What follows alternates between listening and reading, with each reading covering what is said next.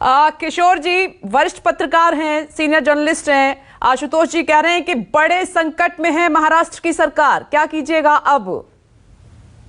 नहीं, देखो, शिवसेना ने बीजेपी का दामन छोड़ा तो उस दिन से इनको पचा नहीं था, तो ये पचा हुआ नहीं था। और एकनाथ शिंदे के ये संपर्क में थे, और जो तानाजी सावंत हो गया, भुमरे हो गया, ये सब लोगों के संपर्क में थे।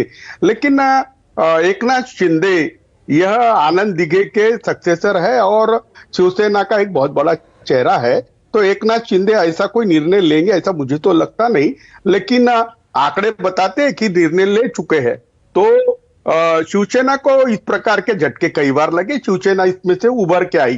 तो सत्ता वत्ता हमारे लिए कुछ है नहीं, लेकिन बीजेपी जिस तरीके के हथकंडे अपना के सत्ता में महाराष्ट्र में आना चाहती है, तो जनता देख रही है, उनको नागवार गुजरेगा। मुझे ऐसा लगता है कि उद्धव ठाकरे जी ने जो 3 साल में काम किया है उसका एनालिसिस हो जाएगा। हम तो जनता में जाने ही वाले हैं, लेकिन मुझे लगता है एकनाथ शिंदे अपने आत्मा की आवाज को सुनकर आशुतोष लौट के आ जाएंगे, मुझे ऐसा लगता है। नहीं, क्योंकि मुझे ये बताइए सर कि अगर आपके मंत्री 4 मंत्री के फोन नहीं मिल रहे हैं और 13 संख्या नहीं है, चलिए 13 रूट गए तो आपकी सरकार बच जाएगी, लेकिन यहाँ तो 21-22 का आंकड़ा है, तो फिर तो बड़ा झटका है ये आपके लिए। और अगर रूट है तो इसमें किसकी कमी, किसकी खामी? अरे भाई देखो, ये हम कांग्रेस और राष्ट्रवादी के खिलाफ ही आज तक लड़ते थे। उनके बाद सत्ता है तो कांग्रेस ने सुधरने का नाम नहीं लिया, राष्ट्रवादी ने नहीं लिया, तो नाराजगी तो थी ना, नाराजगी। चलिए, फ्रेम फ्रीज हो गया। शलमणि त्रिपाठी जी, सीधा आरोप बीजेपी पर एक बार फिर से, आप सरकार को तोड़ रहे हैं, खरीद रहे हैं विधायकों को। नहीं, हम तो बहुत शांति से बैठे हुए हैं और एक सकारात्मक विपक्ष की जो भूमिका होती है वो भूमिका हम निभा रहे हैं। आशुतोष जी हमारे सीनियर रहे, वरिष्ठ रहे, पूरी क्रोनोलॉजी ऐसी बता रहे हैं जैसे लगता है कि आशुतोष जी के सामने ही पूरी स्क्रिप्ट लिखी गई, तो मुझे लगता है कि उनको ज्यादा जानकारी होगी। और मैं तो किशोर जी को सुन रहा था, किशोर जी शिवसेना के प्रवक्ता हैं, कह रहे हैं कि एनसीपी ने खुद को नहीं बदला, कांग्रेस ने खुद को नहीं बदला। ये बात आज क्यों महसूस हो रही है कि आपने गठबंधन किनके साथ किया? पानी और तेल का कोई मेल हो सकता है क्या? आपने जब गठबंधन किया तो उनके साथ किया जो आतंकवादियों के मारे जाने पर शोक मनाते थे, जो आतंकवादियों के आतंक की घटना को अंजाम देने पर जश्न मनाते थे। शिवसेना ऐसी थी क्या? मैं पूछूंगा, विपनेश मैं पूछ लेता हूं,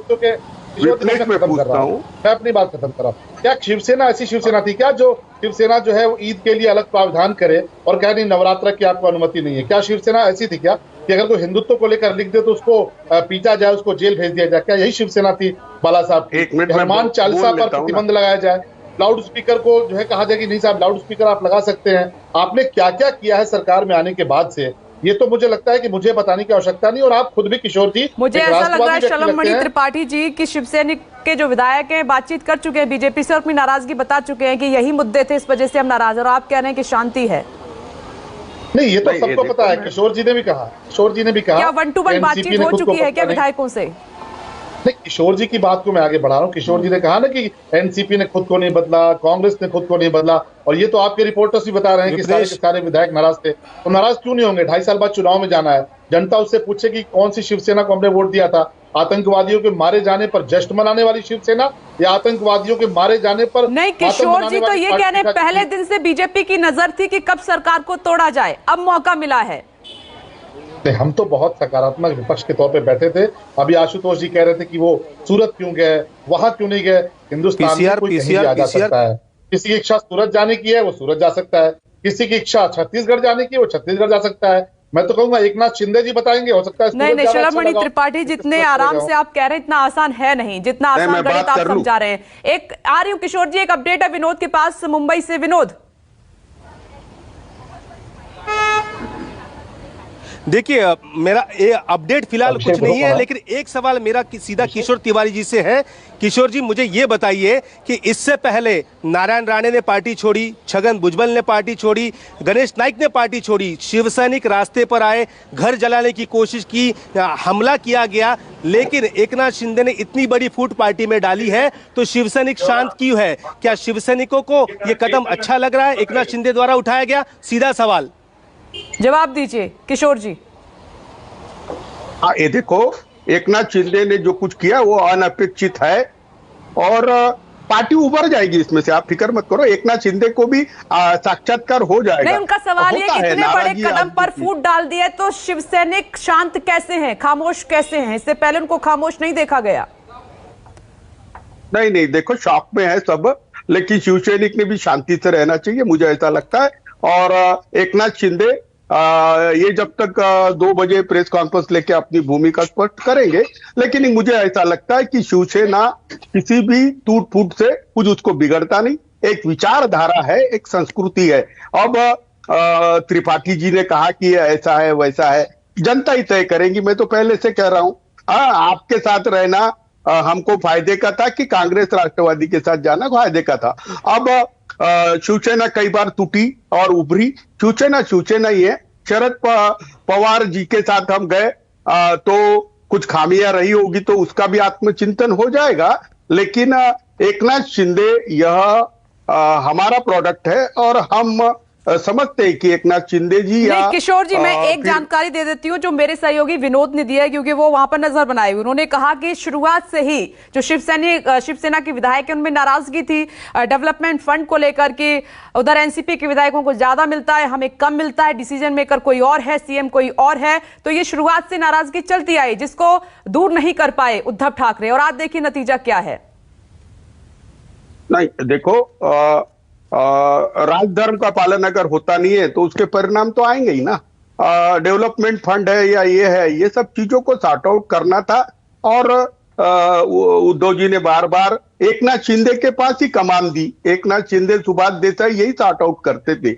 लेकिन दूजा भाव अगर होता था तो सरकार जाने के बाद क्रेडिटेबिलिटी उनके पास भी जाएगी, अकाउंटेबिलिटी भी वहीं जाएगी। लेकिन त्रिपाठी जी, आप जब चले गए अजीत पवार के साथ तो आप पाक साहब थे।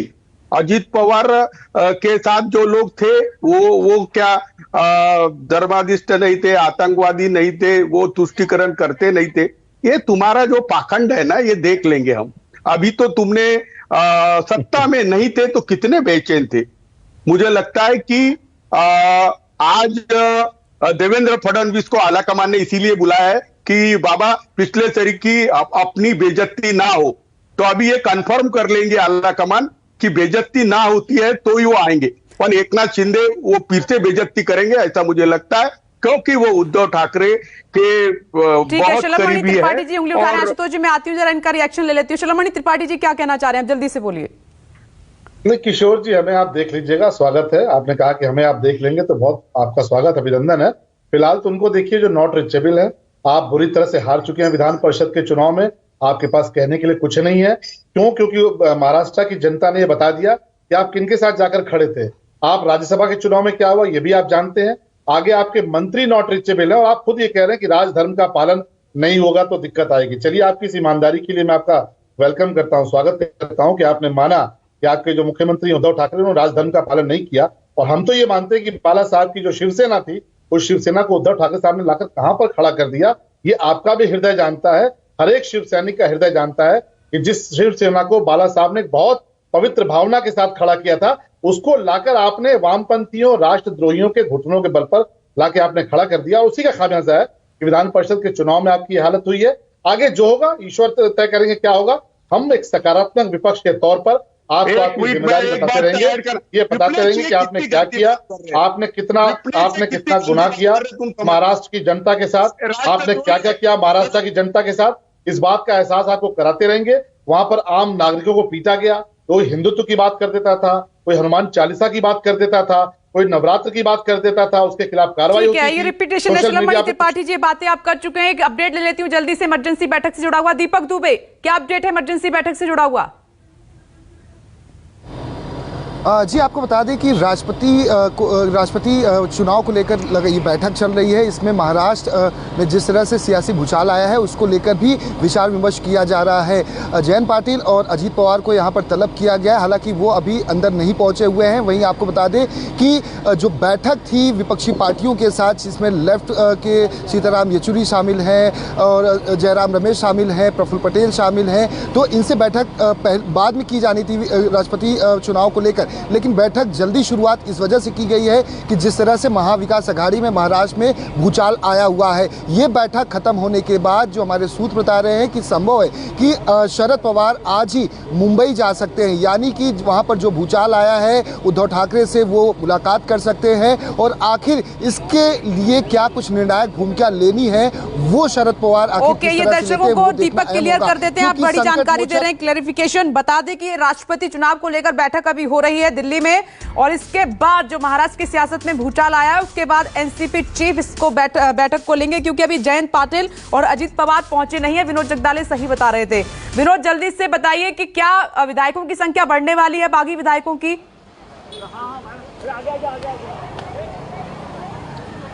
देखिए यहाँ पर देखिए गाड़ी का काफिला, देखिए यहाँ पर एक एक कर यहाँ पर नेता और देखिए उद्धव ठाकरे के वर्षा ऑफिशियल बंगले पर यहाँ पर पहुँच रहे हैं। गाड़ी में कौन था हालांकि ये दिखा नहीं है, लेकिन एक एक कर यहाँ पर भी हलचल बढ़नी शुरू हो चुकी है। मैंने आपको पहले ही बताया था कि जयंत पाटिल जो प्रदेश अध्यक्ष है राष्ट्रवादी कांग्रेस पार्टी के और अजित पवार उप मुख्यमंत्री है, इन दोनों को तुरंत दिल्ली तलब किया गया है। शरद पवार ने आज दोपहर तक वहां पहुंचने की उनकी उम्मीद है और वहां पर शरद पवार के साथ वो बैठक करेंगे और हो सकता है कि शरद पवार दिल्ली के अपने अगले सभी प्रोग्राम कैंसिल करके मुंबई का रुख करेंगे, क्योंकि आपको पता ही है कि जब सरकार बन रही थी तब सबसे पहले अजित पवार ने वहां पर देर रात जाकर शपथ ली थी। उसके बाद शरद पवार ने और खुद शिवसेना में एकनाथ शिंदे ने बैठकर इस डैमेज कंट्रोल को बिल्कुल ये पिक्चर क्लियर है। विनोद, हलचल पर नजर बनाए रखिएगा।